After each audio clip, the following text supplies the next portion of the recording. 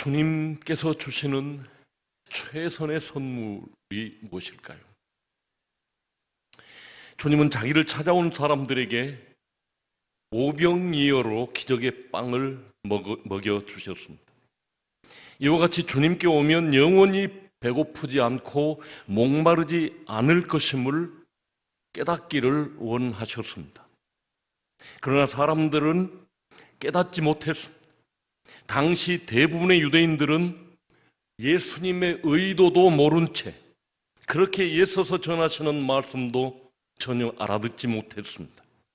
오히려 그분을 왕 삼으면 배고프지 않겠고 가난하지 않을 것이라는 현실적인 유익을 위해 그분을 억지로 왕 삼으려고 했습니다. 사탄은 그들의 욕심을 이용해서 예수님을 유혹했고 예수님은 그것을 알아차렸습니다. 그래서 주님은 산으로 피하고 말았습니다. 그들이 다시 찾아왔을 때 주님이 말씀하십니다. 함께 읽어보시겠습니다. 나는 하늘에서 내려온 살아있는 떡이니 사람이 이 떡을 먹으면 영생하리라. 내가 줄 떡은 곧 세상의 생명을 위한 내 살이니라. 내 살을 먹고 내 피를 마시는 자는 영생을 가졌고 마지막 날에 내가 그를 다시 살리리니 내 살은 참된 양식이요 내 피는 참된 음료로다 하셨습니다. 주님은 지금까지 하나님을 잘못 섬기고 있는 자기 백성들에게 자기 안에 있는 영원한 생명을 주고 싶으셨습니다. 영생을 풍성히 누리는 삶을 살게 하여 주고 싶은 간절함이 주님께 있으셨습니다. 그러나 그들은 이 말씀이 어렵다며 다 떠나고 말았습니다.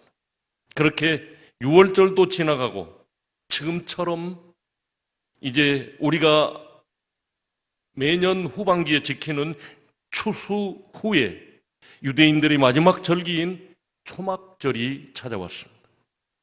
아마도 제자들이 주님께 예루살렘에 함께 올라가자고 말씀했을 것입니다. 주님의 정체성을 잘 모르는 동생들마저 불평스럽게 투덜대었습니다.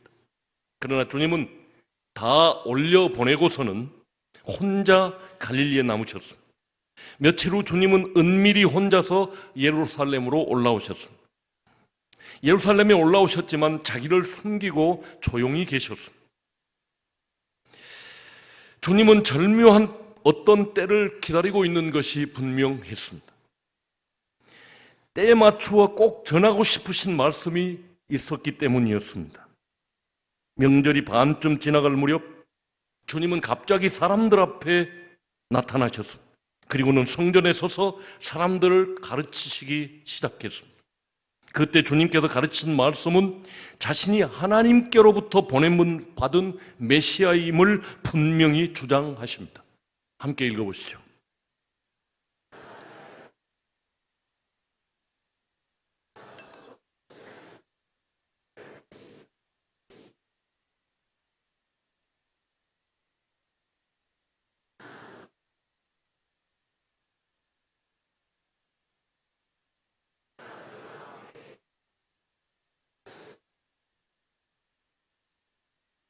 백성들은 이 말씀을 잘 이해하지 못하면서도 호기심을 가득 담고 주님의 말씀을 경청했습니다.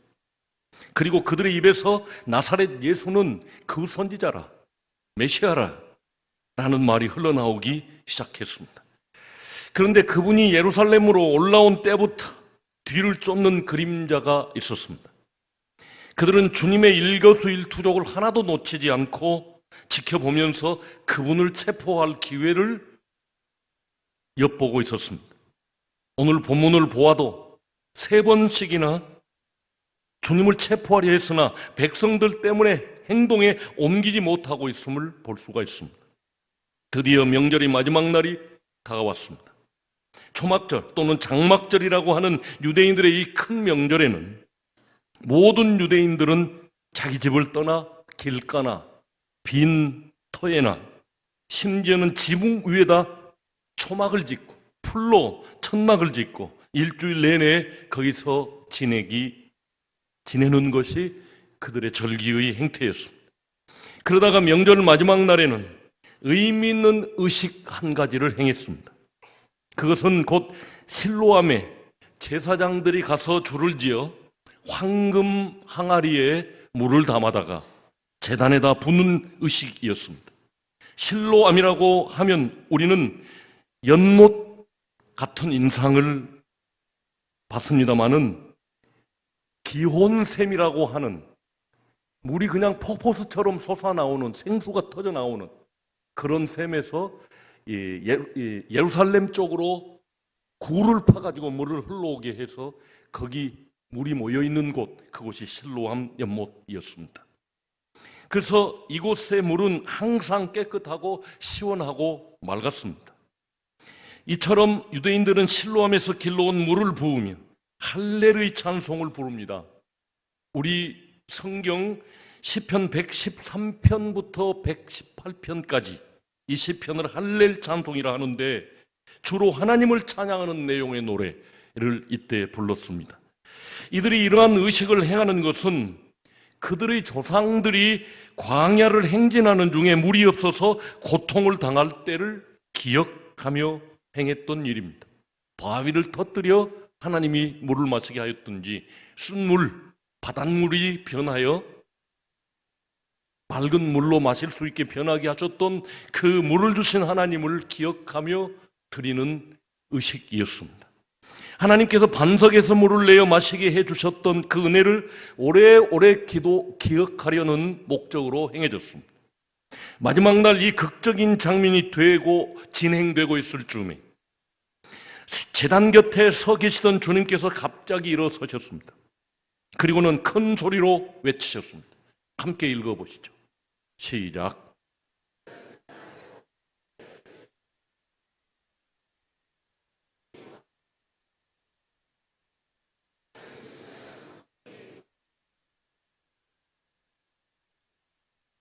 여러분들이 읽으신 것처럼 점잖하게 하시지 않은 것 같습니다. 큰 소리로 외치셨다고 기록되어 있습니다. 그때는 온 민족이 모여 숨을 죽이고 의식을 행하고 있는 중이었습니다. 예배 도중에 일어나서 큰 소리를 치는 것은 쉽지 않았을 것입니다. 그런데 예배를 그렇게 소중히 여기시던 분이 예배 의식을 방해하면서 큰 소리로 소리쳤습니다. 그분이 왜 그처럼 행동하셨을까요? 그분은 예배를 받는 분일 뿐만 아니라 예배 중에 생수를 주시는 분이시기도 합니다. 인생의 생수가 갈급한 사마리아 수가성 여인에게도 그런 영생수를 가르쳐준 적이 있습니다.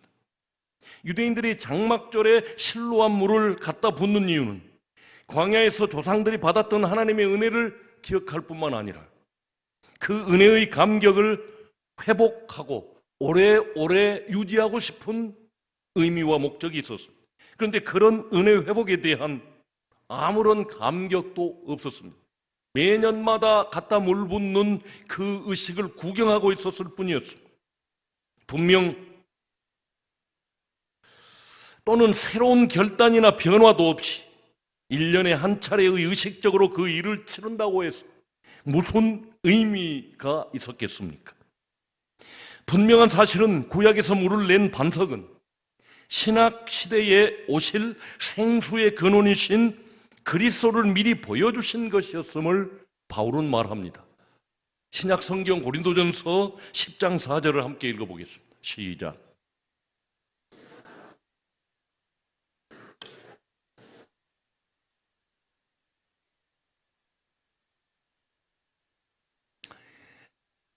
바위를 쳐서 깨뜨리고 거기서 물이 솟아나온 것은 너희를 따르는 반석 예수 그리스도가 너희에게 영원한 생수를 줄 것이다 라고 하는 예언적 사인이었습니다. 그것을 기념하고 있는 것입니다. 그런데 중요한 것은 그분이 생수를 주실 분이 그 가운데 서 계시단 말입니다. 그런데 거기서 찾지 않고 옛날 놀이만 계속하고 있는 것이었습니다. 때가 이름에 그 진짜 생수를 가지신 분이 와서 그렇게 외쳐도 주께로 와서 생수를 얻고자 하는 유대인들은 하나도 없었던 것입니다. 그러니까 그들은 껍데기만 가지고 놀고 있었던 것입니다. 그러니 주님의 심정이 얼마나 답답하셨겠습니까? 그래서 아마 손을 들고 일어나서 외쳐 이르되 목마르거든 내게로 와서 마시라 하고 큰 소리로 외쳤던 것 같습니다. 일부러 늦게 예루살렘에 오신 것도 이때를 맞추어 하나님의 말씀을 선포하려고 했던 것입니다. 드디어 주님께서 외쳤습니다. 누구든지 목마르거든 내게로 와서 마시라.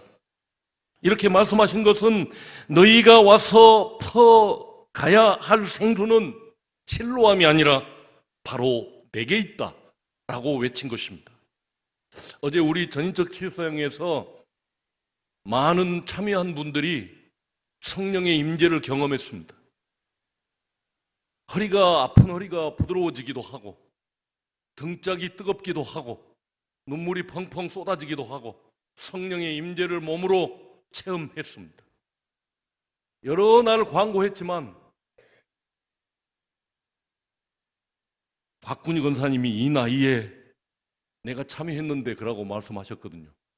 그러니까 박군희 권사님 나이 위로는 성령의 은혜를 안 받아도 되는 모양입니다.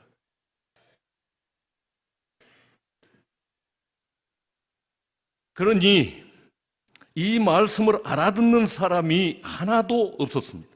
실로암에 가서 물을 가다 부은 게 아니라 내게 와서 물을 마시라. 내가 주는 물은 영원토록 내 배에서 생수가 되어 흘러넘치리라 라고 주님이 말씀하고 계십니다. 예레미야 선지자도 하나님을 떠나 스스로 망해가는 이스라엘 향해 외쳤습니다. 예레미야 선지자의 말을 읽어보시죠.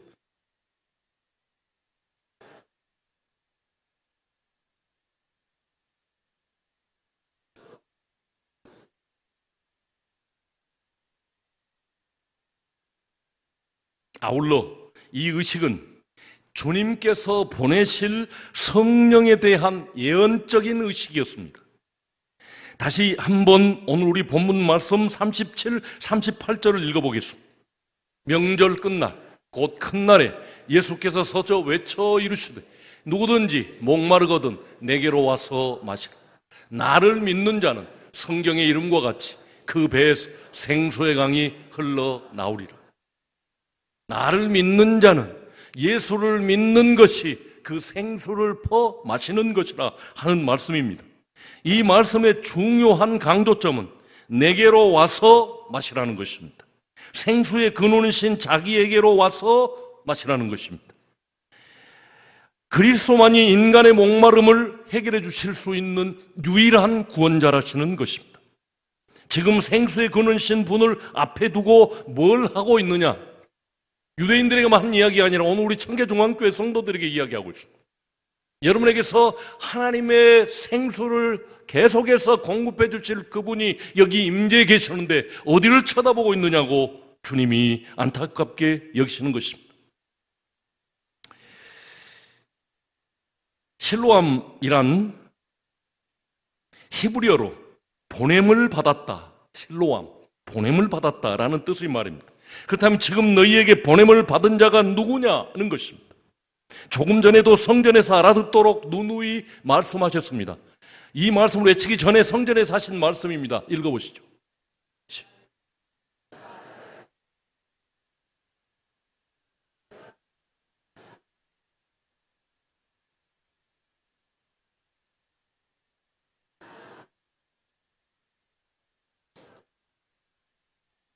주님은 이 장막절에 무슨 일이 있을 줄을 이미 알고 계셨습니다. 백성들의 실체는 버리고 껍데기만 가지고 있는 것을 안타깝게 여기시고 때를 맞춰 올라오셔서 이 말씀을 가르치신 것입니다. 하나님께로부터 보냄받은 생수를 너희에게 줄 그리스도가 바로 나다. 나는 하나님이 보낸 자다 라고 분명히 말씀했습니다. 그러므로 실로암 이름의 뜻처럼 구원자로 보냄받으신 분이 누굽니까? 그분이 바로 지금 회중 가운데 서 계시는 예수님이셨던 것입니다. 그러면 이들은 실체를 앞에 두고 그림자를 가지고 놀고 있었던 것입니다. 실로암에서 물을 길어다가 붓도록 한 것은 그리스도로 말미암아 생수가 흘러나올 것임을 상징하는 의식이었습니다. 미리 하나님께서 실로암이라는 연못을 거기다가 이름 짓게 하시고 거기에 맑은 생수가 들어와 채워지게 하시고 거기서 늘 퍼 마시면 너희들의 목마름이 없을 것이다. 그런데 우리가 실제적으로 그 생수는 지금 가보니까 물이 맑지도 않고요. 사람들이 하도 많이 성지순례객들이 와서 그런지 많이 흐려졌습니다. 그 물을 마시는 거 아니잖아요. 하나님이 주실 물이 있다는 것입니다. 하나님이 보내신 자가 올 것이라는 것입니다. 그런데 그분이 와서 그 앞에 서 계시는데도 사람들은 모르고 그 의식만 진행하고 있었다면 얼마나 어리석은 일이냐는 것입니다.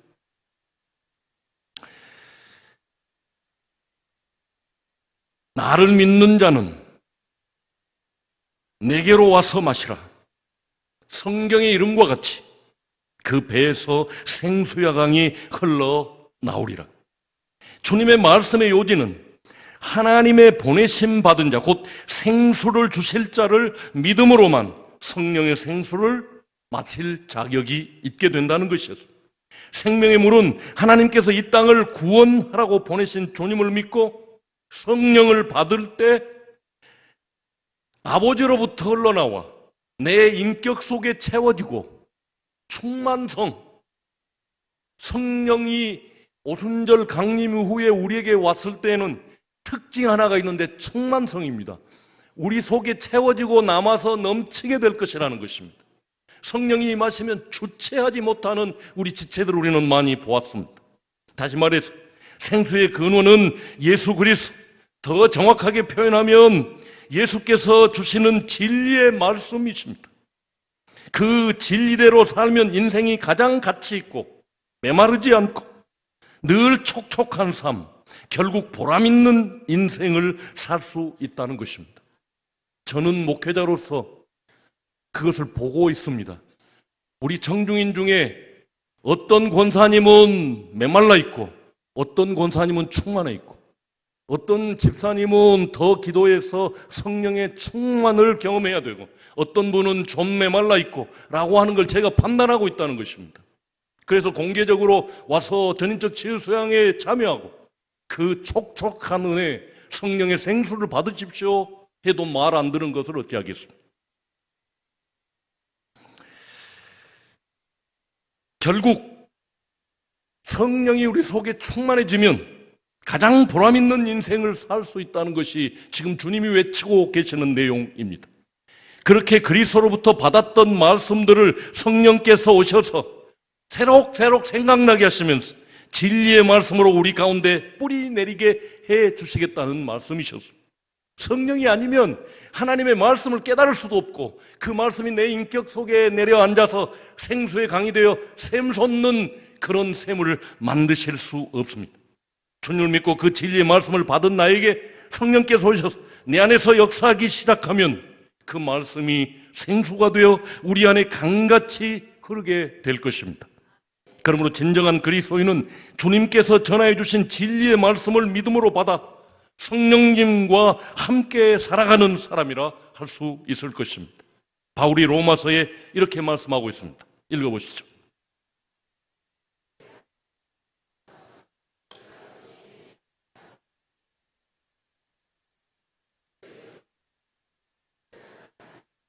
이어서 말씀하십니다.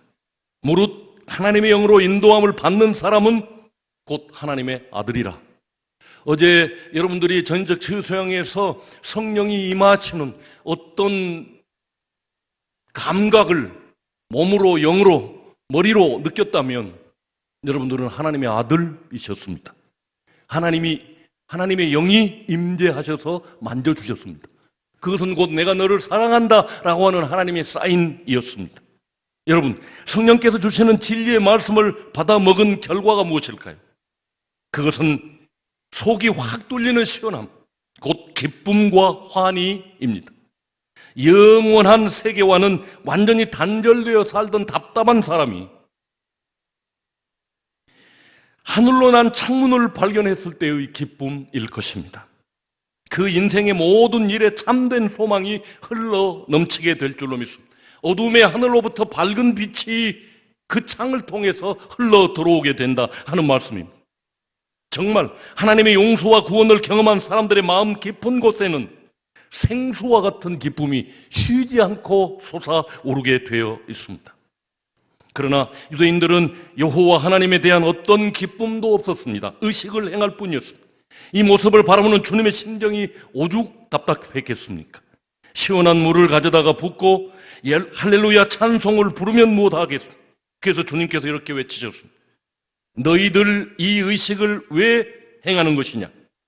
죽은 신앙 안에서 살아가는 불쌍한 사람들아, 너희들에게 하나님 안에서 누리는 진정한 기쁨이 있는 것이냐?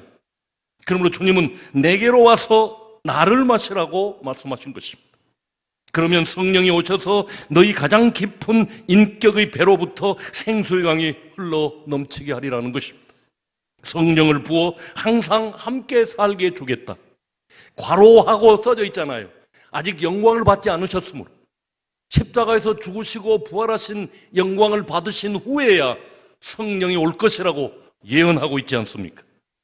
제가 제주도에서 장기 금식을 하는 동안 가슴 깊은 평화와 감사가 흘러넘쳤습니다.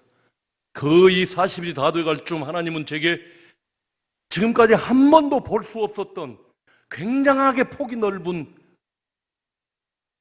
우디계를 저에게 보여주셨습니다. 다만 이 나라를 위해서 기도하라. IMF 기간이었습니다. 기도하라고 그래서 다른 뜻 없이 오직 나라를 위해서 기도했고, 우리 어머니가 돌아가시면 그렇게 통곡할까 싶을 정도로 나라를 위해서 통곡하며 기도하게 하셨습니다. 저는 제주도에 와서 몇 가지 꼭 하고 싶은 일이 있었습니다. 그래서 계속해서 비가 왔고 힘도 없어서 기도원 방 안에만 방콕하고 있었습니다. 아마 또 날이 맑으면 힘도 좀 있고 남아있을 때쯤이면 계곡에서 돌 줍는 지병이 생길까 봐서 하나님께서 비를 오게 하셨던 것 같습니다. 방 안에만 앉아서 기도하고 있었습니다. 기도가 끝나면 서귀포에서 공항까지 실어다 줄 사람은 없을까? 고민을 가지고 마음속에 생각하고 있는데 하나님께서는 뜻하지 않는 방법으로 기도원에 올라오는 일부터 돌아가는 길까지 스스로 자원해서 봉사해 주겠다는 분들을 만나게 되었습니다. 중국과 러시아 그리고 일본 등 소위 20억 사람들이 듣고 믿음을 갖도록 불철주야로 일하는 제주 아세아 방송국, 지금은 극동방송이라고 이름하지요. 그 직원들과 만나게 하셨습니다. 하나님은 우리들의 사소한 일까지도 계획하고 계십니다. 기도하러 산에 오르는 일, 힘이 없어 다 맥이 빠져 걷기도 힘들 때 나를 싣고 공항까지 데려다 줄 그런 사람을 마음속으로만 기도하고 있었는데 그 사람들을 통해서 제게 위로와 기쁨을 주셨습니다. 이런 기쁨을 주시는 것은 성령께서 우리를 인도하고 계시다. 내가 내 기도를 기뻐하고 있다. 내가 너와 함께 있겠다. 내 길을 지도하겠다는 것입니다. 그리고 주님의 이런 인도하심은 내 인생의 모든 문제를 해결하겠다라고 하는 뜻이기도 합니다. 어제 경험한 성령의 임재, 성령이 나를 터치해 주신 것은 주님이 여러분들을 향한 사랑, 여러분과 함께 동행하시겠다, 내가 너를 사랑한다, 끝까지 내가 너를 지켜주겠다 라고 하는 사인이 될 것입니다. 그러면 날마다 공급하시는 성령님의 생수를 맛보도록 주님 앞에 앉아있는 시간을 확보하시기를 주님 이름으로 축복합니다. 함께 읽어보시죠.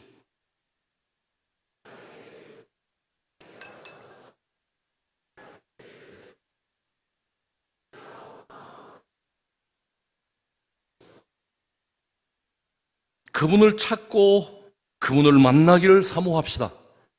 하나님은 이걸 제일 기뻐합니다. 믿음이 없이는 하나님을 기쁘시게 할 수 없나니 나를 찾는 자들에게는 하나님의 살아계심과 나를 찾는 자들에게 상 주시는 심을 믿어야 할지니라. 하나님이 살아계심과 하나님이 상 주시는 심을 믿고 주님 앞에 나가면 그것을 하나님이 기뻐하시겠다고 말씀하시는 것입니다.